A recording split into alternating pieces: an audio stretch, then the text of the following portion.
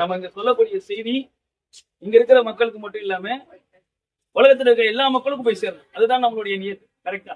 நீங்க ஏதோ ஒரு வசனம் நீங்க தெரிஞ்சு மனப்பாடமாகவோ உங்க வாழ்க்கையை நெறிமுறையாகவோ ஆக்கிறதுக்காக நம்ம ஒரு விஷயத்தை எடுத்துருந்துருக்கோம். நம்மளுக்குள்ள மட்டும் இல்லாம இது உலக மக்கள் அனைவரும் போய் சேரணுன்றதுக்காக நம்ம கேமரா வச்சிருக்கோம். ஸோ இது ஒரு விஷயத்த நம்ம சொல்லிடுறோம். அதுவும் இல்லாம நம்ம 4:30 மணிக்கு ஒரு பேசுறோம். ஆல்மோஸ்ட் எல்லாருமே 4:30 வந்துட்டீங்க. அது புரிஞ்சிருக்கலாம். சரியா? அல்லாஹ்வுக்கே புகழ் அனைத்தும். அல்லாஹ் தன் திருமறையில இதை பத்தி பேசி காட்டு. எனது அடியார்கள் எப்படிப்பட்டவர்களாக இருப்பார்கள் என்றால், உடன்படிக்கை எடுத்ததை அவர்கள் நிறைவேற்றுவார்கள், அமானிதங்களை பாதுகாப்பார்கள். இது அல்லாஹ்வுடைய வசனம். தொழுகையை நிலைநாட்டுவார்கள். அவர்களுக்கு எப்படிப்பட்டவங்க தெரியுமா? அவங்க யார்? கரெக்டா சொல்லுங்க. அடியார்கள் சொல்லிட்டேன். அவங்களுக்கு அல்லாஹ் என்ன தரதா சொல்றோம்? அமானிதத்தை பாதுகாப்பார்கள், எடுத்த உடன்படிக்கையை நடத்துவார்கள் கரெக்டாக. அதே மாதிரி தொழுகையை நிலைநாட்டுவார்கள். அவர்கள் யார்? மூமின்கள், முஸ்லிம்கள். அவர்கள் ஜன்னத்துல் ஃபிர்தௌஸ் என்று சொல்லக்கூடிய சொர்க்கத்திற்கு சொந்தக்காரர்கள். நல்லா பேசுறாங்க. அங்க அவர்கள் நிரந்தரமாக இருப்பார்கள். அல்லாஹ்வுடைய வாக்குறுதி. நான் சொல்லல, அல்லாஹ் தன் திருமுறையில சூரா அல் முஃமினீன்ல சொல்லி காட்டுற இது அல்லாஹ்வுடைய வாக்குறுதி. நாம ஜன்னத்துல் ஃபிர்தௌஸில் நிரந்தரமாக இருப்போம். நமக்கு என்ன முக்கியம்? வாக்குறுதியை காப்பாற்றக்கூடியவர்களாக ஒரு இஸ்லாமியன் இருக்கும். இதுதான் விஷயம். சரியா?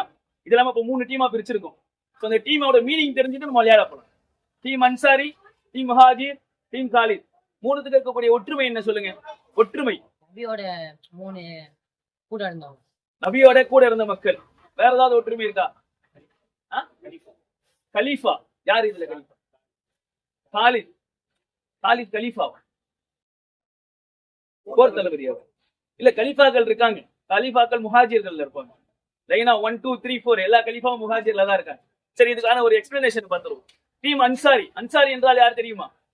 அன்சாரி என்றால் மதீனாவாசிகள். நபிகள் நாயகம் ஸல்லல்லாஹு அலைஹி வஸல்லம் இஸ்லாத்தை பரப்புவதற்காக மதீனாவுக்கு வரும்பொழுது அவங்களுக்கு ஃபுல் சப்போர்ட் செஞ்ச மக்கள் அன்சாரி தோழர்கள். முஹாஜிர்கள். முஹாஜிர்கள் யார் தெரியுமா? யார்? மக்காவாசிகள்.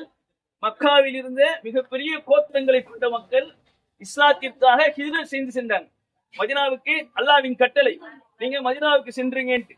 அந்த இருந்த மக்கள் எப்படிப்பட்டவங்களா இருந்தாங்க தெரியுமா? செல்வ செழிப்புல இருந்தாங்க. வீடு வாசல்கள் அனைத்தையும் துறந்து விட்டு அந்த ஊர்காரங்க சொல்றாங்க, நீங்க இங்க இருந்தா உங்களுக்கு இந்த சொத்து, இல்லைன்னா சொத்தை விட்டுட்டு போன்றான். மொத்த சொத்தையும் விட்டு இஸ்லாத்திற்காக ஹிஜ்ரத் செஞ்சு போனவங்க தான் யாரு? முஹாஜிர்கள். காலித் யார்? காலித் இப்னு அல் வலீத். கேள்விப்பட்டிருக்கீங்களா? யார் அவர்? சைஃபுல்லா, அல்லாஹ்வின் போர்வால். அவருடைய ஒரு சில விஷயங்களை சொல்லாமா? காலித் இப்னு அல் வலீத் அவர் இஸ்லாத்துக்கு எதிராக இருந்தார். எதுவரை? உஹது போர்க்களம் வரை இஸ்லாத்திற்கு எதிராக இருந்தார். அதுக்கப்புறம் இஸ்லாத்தை தழுவுகிறார். அவர் என்ன தெரியுமா எதிர்பார்த்தார் வாழ்க்கையில? அவர் எதிர்பார்த்த ஒன்று சொல்லுங்களேன்.